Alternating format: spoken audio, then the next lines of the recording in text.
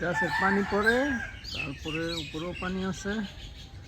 এইটা প্লাস্টারগুলা একদম নষ্ট হয়ে যাইতেছে, বৃষ্টি আসলেই পানি পড়ে। এইখানে পরে ভিতরে যায় না। তারপরে এদিকটা রোডের অবস্থা। আসসালামু আলাইকুম। পরিবেশটা অনেক সুন্দর। আপনাদের সামনে একটা জিনিস দেখানোর জন্য নিয়ে আসছি।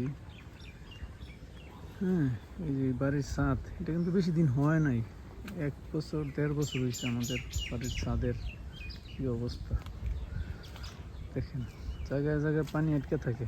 হ্যাঁ, গাছ লাগাইছে, এটা সমস্যা নাই, গাছ দুদিন পরে কেটে লাইলে শুকিয়ে যাবো গা।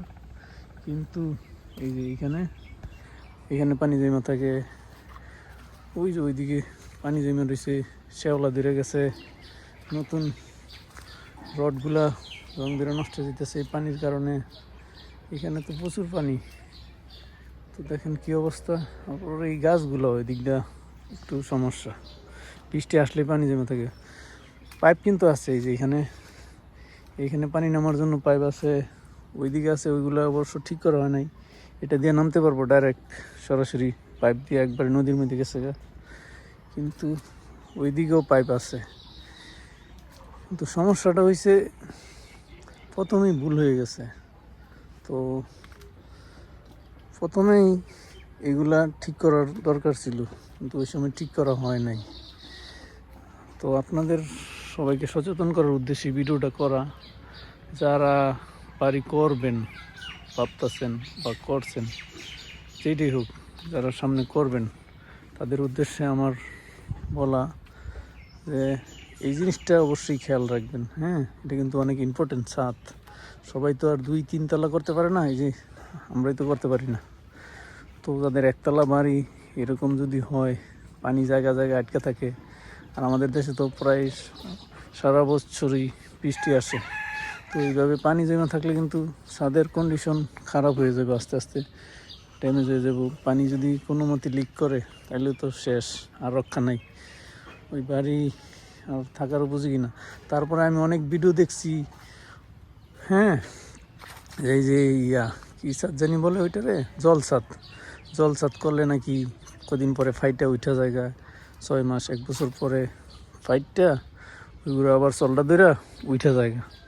তো ওইটা করেও তো কোনো নেই। এই জন্য পানি নামার জন্য যেই দিক দিয়েই নামায়, 1 দিক 2 দিক দিয়ে যেই দিক দিয়ে নামানোর সুযোগ থাকে নামায়া, তারপরে ডালাইয়ের সময় সুতা বাইন্দা কোন দিকে কোন দিকের পানি কোন দিকে যাইব ওইদিকে স্লোপ করে দেউনতি, ওইদিকে স্লোপ করে দিলে তারপর পানিটা বৃষ্টি আসলে ওই দিক দিয়া নেমে যাব। একটু সময় লাগবো, তারপরও ওই ওদের সাথে ভালো করে কথা বইলা যে আমার এইভাবে ভেবে করে দিতে হইব, তাইলে ঠিক আছে। আর আন্দাজে যে আমাদের মতো আন্দাজে এরকম করলে পরে যেরকম ভুগতে হইব, জায়গা জায়গা পানি আটকে থাকবো। তারপরে আবার এটারে রিপেয়ার করা, পরিষ্কার করা, ক্লিন করা, এই যে শ্যাওলা ধরে গেছে এইগুলো পরিষ্কার করা, নতুন করে এখন সিমেন্ট দিয়ে ঢালাই দেওয়া, কত টাকার ব্যাপার। আসলে এইগুলো কিন্তু কিছুই লাগতো না যদি প্রথম থেকেই, শুরু থেকেই এগুলার ঠিকঠাক মতো করা হইতো। আর এখন তো এই যে পানি চুপ করতেছে, 2 আঙ্গুল পানি এখানে জমে রয়েছে, 1 ইঞ্চি 1.5 ইঞ্চি পানি, 2 ইঞ্চি পানি জায়গা জায়গা জমে রয়েছে। গাছপালা সমস্যা নাই, এগুলা চাষ করছে, এগুলা কাইটা দিলে শুকিয়ে যাবো, কিন্তু এই পানি তো সমস্যা, পানি দইরা শ্যাওলা ধরে গেছে।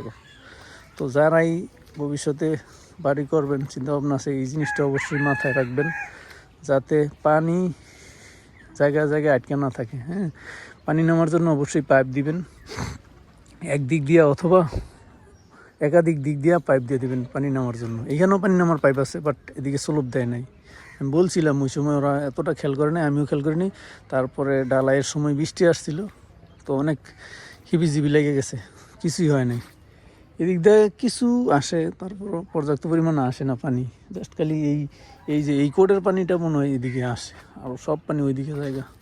কিন্তু এইদিকে পানির পাইপ নেই, পাইপ আছে ওই যে ওই ট্যাঙ্কির ওই দিকে, ওইটা অবশ্য কোনো চালু হয় নাই।